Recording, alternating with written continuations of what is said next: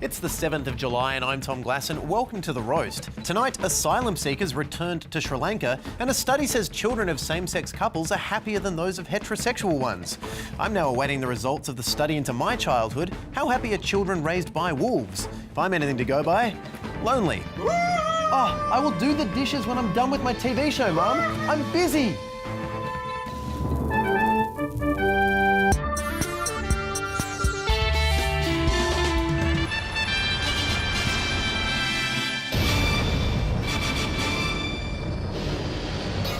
I did get teased at school, but that was because I dragged my butt across the floor instead of using toilet paper. It's not a wolf thing, I just find toilet paper to be quite wasteful in this fragile environmental climate. Also coming up tonight, Sri Lankan asylum seekers have been sent back to their homeland. But first, Mark Humphries with the headlines. Palmer United Senator Jacqui Lambie has accused Tony Abbott of risking his daughter's safety by parading them around during last year's election. And it's true, there was one time in the election where Abbott's daughters actually died. I'm the guy with the not bad-looking daughter, isn't that right? Died of embarrassment, R.I.P. Francis and the other one. Jacqui made the comments about the Prime Minister's daughters, seen here risking their lives out in public with Dad, on Radio National, where the Senator decided to go against Palmer United policy by actually answering a journalist's question. What really finished it off with me was when, in the last election, how he's parading his daughters around. I'll be honest about that, because that's a security issue. I'll say, especially when he tried to rally voters at that political assassins convention. But careful, Jacqui, if you have a go at Abbott, there's always one man who'll be there to defend him. But excuse me, Senator, isn't this you parading your children around in the media? Aren't you a bit hypocritical? Bolt's right. Most political assassinations happen in the kitchen. We all remember how JFK was shot in the head by his own fridge. Air New Zealand has come under fire for an in-flight safety video, which many have labelled sexist. As for Malaysian Airlines, authorities are still searching for their video. The short film, featuring bikini-clad models demonstrating safety features, lasts 4 minutes, as do many of the men who've viewed it. While the models in the video do create unrealistic expectations of beauty, you've got to give them credit. At least they create a realistic expectation of what it's like to be in a plane crash. The video was produced to coincide with the 50th anniversary of Sports Illustrated Swimsuit Edition and is believed to be the brainchild of their marketing guru, Dennis. Air New Zealand is known for their creative safety videos, and previous ones have included staff members in body paint and a Hobbit-inspired video featuring a homeless man. It's all part of a losing battle to get people to pay attention to a short video that could save their lives. Researchers in Scotland have created a chimpanzee dictionary of sorts to decipher what apes are saying to each other. As for what people in Scotland are saying to each other, it's anyone's guess. When I slept with somebody else, I tell her that. But it's there, You know but did a day at airport for that, did I? The researchers decoded 66 gestures made by apes, most of which translate to "Andy Serkis is taking our jobs," but there were others. They said their observations revealed unambiguous links between some gestures and outcomes, like the seductive message of leaf chewing. Isn't it amazing? They're so like us.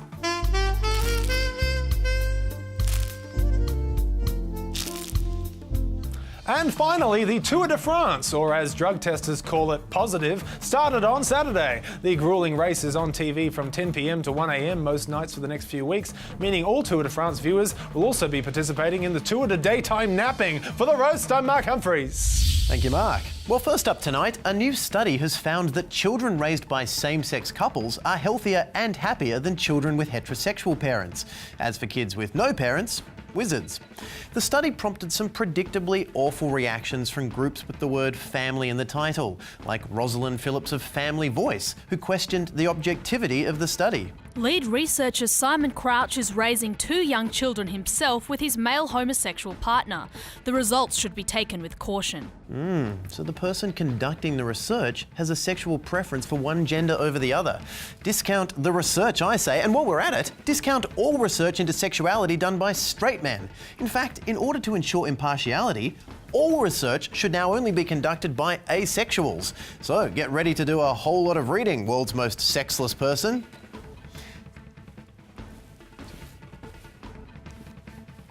Nothing. The story hasn't received a lot of news coverage yet, but then again, that might be a good thing because traditionally the media does not have the best record when it comes to discussing gender issues. Like when the guy who proves it's never too early to make a gaffe, David Koshi Kosh, condemned public breastfeeding. I think that's fair enough. To be to doing say, it. hey, can you be a bit discreeter? Sort of go up on the grass or something like that. Or when Carl, the brother of Peter Stefanovic, suggested we implement a reward scheme for obedient men. Say, for example, the husband did the vacuuming, the dishwashing, whatever, to clean the gutters, and they got allotted points that went towards, say, for example, a week in Thailand with their mates. Yeah, Carl and Koshi there, showing why breakfast television is rarely confused with breakfast news. So let's just hope the Roast's own all-day breakfast show, Roast Breakfast, had better luck in their coverage of the study.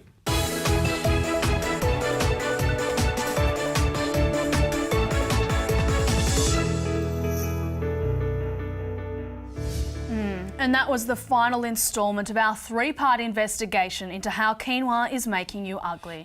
Less quinoa, more keen. Ew! Now it's time for Roast Breakfast segment that looks into all things gender-related. Yes, it's time to get ready for another round of... The Battle of the Sexes. Now, Clark, this week I found a study that says kids of same-sex parents have better health and well-being than those of heterosexual parents. Now, they say it's better for kids to live in a household where there's less pressure to fulfil traditional gender roles. Ooh, those traditional gender roles, they are ground zero for you ladies. Yes, now I, for one, love this idea. If I was married to a woman, we wouldn't have to worry about leaving the toilet seat up. Not for me, thanks. If I was married to another lazy dad, who'd do all the cleaning? God, it'd be slob central. We'd have to get a couple of you gorgeous lesbians over to clean the place up a bit. And maybe after, you know, you could just clean your own house, Clark. It's never going to happen. Now, Alex, I've read a report that says paid parental leave should be funded by a HEC-style loan system. Now, to me, this is a great idea. You borrow money, you pay for your baby. It's baby lay-by. Baby. Otherwise, mums are just getting free money for taking time off work. Clark, I don't think that's quite how it works. Hold the phone. I've just had a brainwave. And that means it's time for one of Clark's call-outs. Not this shit.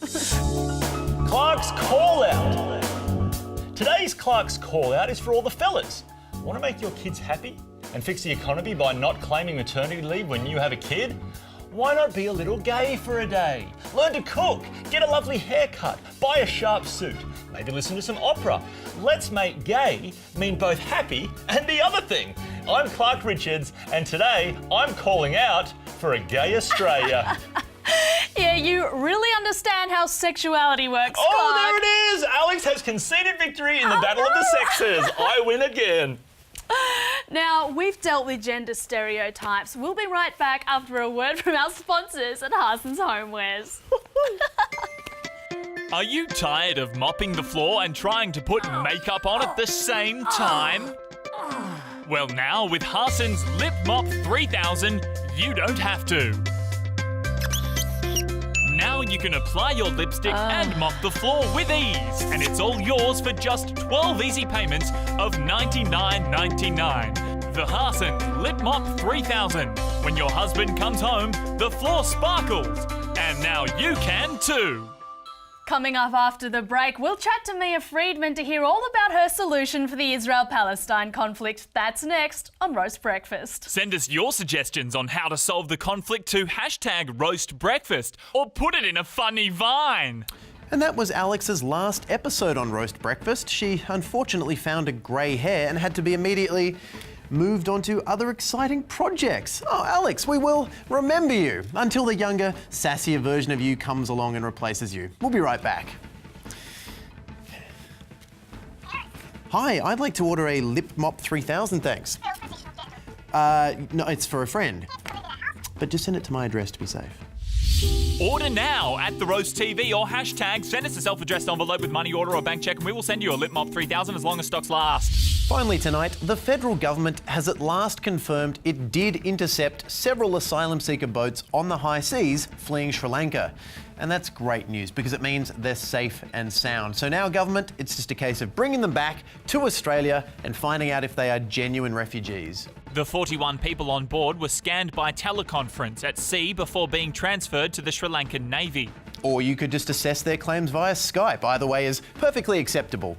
Unless you're opposition immigration spokesman Richard Marles. Honestly, what is his problem? Is he more of a FaceTime guy? Marles said if anybody was returned to a position of not being safe, then Australia would have squarely breached our international obligations. And while international obligations are very important to the government, they do still sit far below slogan fulfilment obligations on the list of priorities. Now, the international obligation Australia may have broken is the old legal principle of non-refoulement, which has nothing to do with preventing dogs from soiling the same pavement twice, but is instead the law that you can't return a persecuted person right back to their persecutor. So if we've returned these asylum seekers, you have to assume it's because we're pretty confident they'll be okay. The Tamil community says it is likely the asylum seekers will be tortured if they are returned to Sri Lanka. Yeah, but they're probably only saying that because of, their long, well-documented history of persecution. But before you get too sad, Tamil community, remember, likely isn't the same as definitely. Say when the weather person says there is a likely chance of rain, I'm pretty confident going outside without an umbrella. Still nothing. Richard Marles then went on to say the government was throwing out the Human Rights Handbook in order to protect his personal political scoreboard. It's like a rugby scoreboard. It doesn't matter that there are 64 errors in possession, 108 fouls and 79 penalties. All that matters is the score, which in this case is 0, so it's a pretty rubbish game. Tom, if you ever tried to build an aeroplane, do you know why it'd crash? No, why is that? Because you're all left wing. Goddamn pinko. No, this isn't a political scoreboard. It's a scoreboard that was designed by a politician who's obsessed with solving one arbitrary aspect of the global refugee crisis, which is why I celebrate Morrison's singular achievement every day with this bedazzled diamante necklace. I think you mean bedazzled. Each diamante represents an asylum seeker sent back to unspeakable danger in Sri Lanka.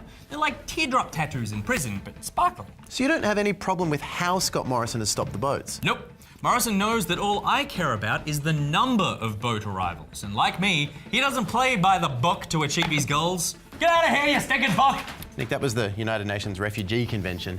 Tom, I've had enough of its laws and its human rights protections. Morrison doesn't play by its rules. He thinks outside the box. That's where all the action is. Yep, and also the risk of torture and violence. But at the end of the day, Morrison knows I didn't elect this government to help the people or make lives better. I elected them to stop the boats, and by God, have they stopped the boats. Just from landing on Australian shores. The boats are still coming. 0 from 0 arrivals, Tom. Can't argue with those results. Yes, you can, just because they didn't arrive here. No, I mean, you actually can't argue with them. There's a media blackout. No. 0 from 0. You got mail call, lip mop 3000 for Mr. Tom Gleason. Hey, my lip mop! Oh my God, I look beautiful. And the floors will be so shiny. Good night. Yeah, I'm coming, Mum. God, I can't wait to move out of the den.